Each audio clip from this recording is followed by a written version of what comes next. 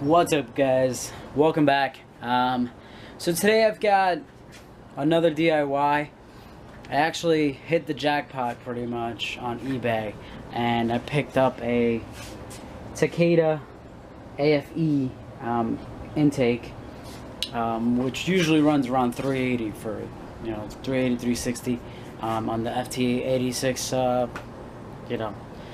supply pages or whatever, or like aftermarket parts pages. FT80 Speed Factory has them for like 360. I picked it up, shipped for 130 bucks. So can't go wrong. I wasn't planning on upgrading the intake, but I couldn't pass off the offer. So I'm gonna show you guys how to install this. It's really easy. Should take no more than like 10 to 15 minutes. All you'll need is a set of pliers, needle nose, 8mm socket, 10mm socket, some extensions, and a Phillips head screwdriver. I like to have a flashlight wherever I go, just in case I have to look at different places right now. The upgrade is really not that big. It's just mainly looks than anything else. Right now I have a K&N drop-in filter in my stock airbox, but I wanted to create a little bit of engine space, and I do want to do the what is that called, the crank, the pulley, so lightweight crank pulley. So I'm gonna do that, and with this intake it's probably a little bit easier to do since this box is no longer here. I am gonna keep the sound tube. I like it. I don't know, maybe I'll eliminate it. It depends. All I have to do is pretty much just drill into the side of the intake right here if I want to keep the Takeda, not the Takeda, the sound tube, the stock sound tube. So yeah, let's get started. Alright, so first thing you're going to want to do is, using your 8mm, you're going to want to loosen up some of these hose clamps. You could also use a flathead. I choose to use the 8mm. I think it's just a little bit easier. You could just ratchet it out right here like this, unlock it, and then you're done. All you have to do is twist it off. This way you're not stripping any of these things, because I don't think I'm going to reuse those, but they're good to have. Once you loosen it up, just go ahead and pop these off.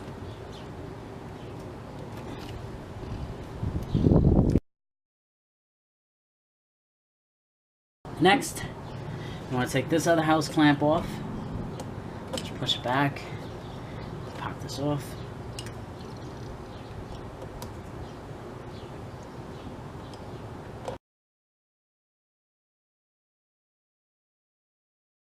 Next, there's one more bolt over here that loosens up this last hose clamp.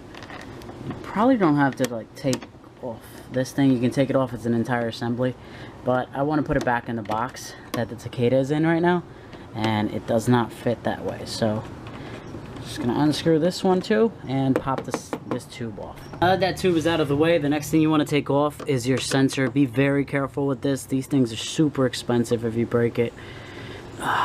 And be sure not to lose these little bolts, these little screws.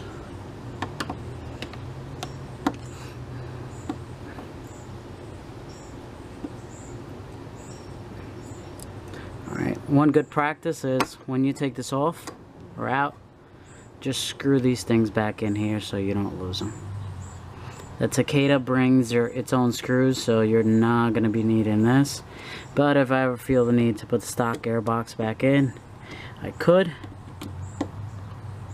without a problem. There's also a tab under here. You're going to want to press down on the thing, and this way and that way.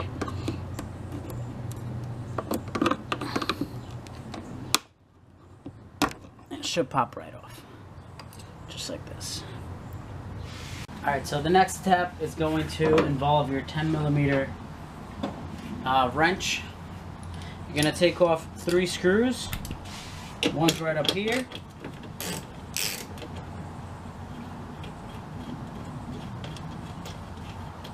The other one's right here. And the other one is down directly between this hose and this, right at the bottom. Once the bolts are off, you should be able to pop this entire assembly off. So much room for activities! Wow, this engine is so easy to work on compared to other things that I've owned. Alright guys, so now the install is opposite of the removal. I actually decided to just leave the sound tube in, not leave the sound tube in, but still plug it in. I know it's just going to dangle there doing absolutely nothing, but at least it won't restrict pull airflow that way, and my intake is pulling all the airflow right into the engine bay. So I'm going to pop this right back in, slide your clamp onto this right here, rubber. Slide these rubber grommet in here, so that way you're able to push in the evap purge. And just work it in there.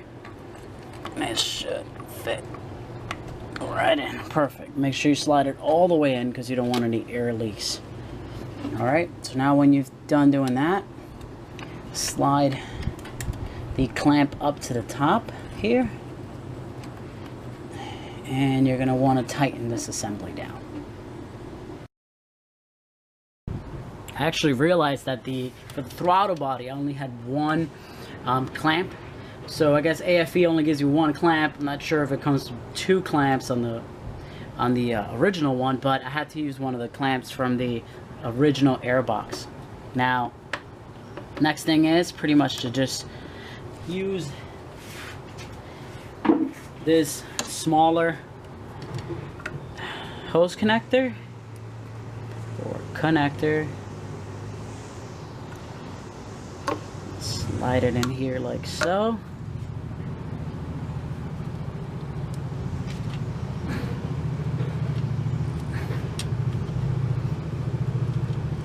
Just for shits and giggles, because I'm not really going to be using this.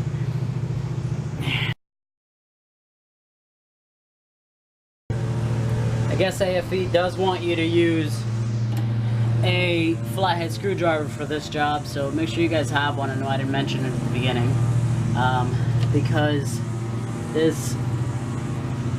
the screws that they provide for this require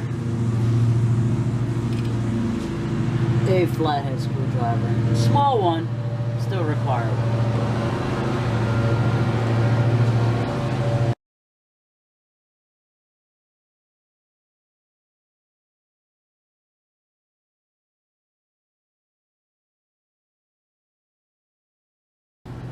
Alright, so once that's installed, you can bring in your bigger airbox, which is right here. You should be able to slide this over.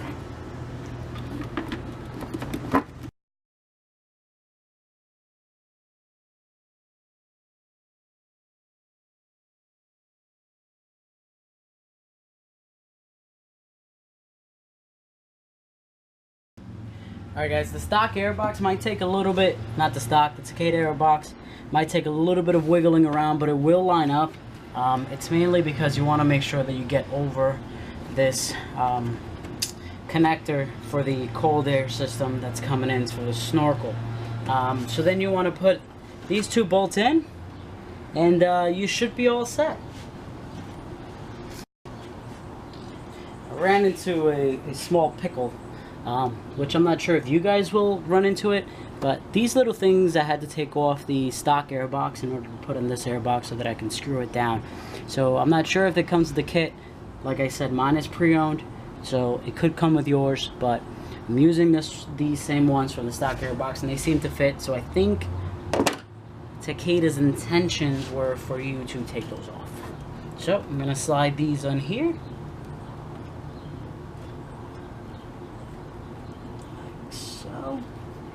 Slide the metal tubing through them.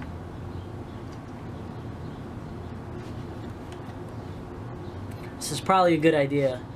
The good thing to know before you even start doing this stuff. But put these in and then get the screws in. So that completes your DIY on how to install the Takeda cold air aFe intake. This is according to dyno results from their webpage. It says it adds anywhere from like 8 to 9 HP. According to the forums, it really gains like maybe 5 or 6, but hey, it's still a gain, right? And for 130 bucks, I'll take it, right? So thanks for watching, guys. Hope you really enjoyed this video. Hope you got to learn a little bit about it along the way, because I had no instructions. It was just really just to put it in. Figured it out, so just gotta hear how it sounds and go get some E85.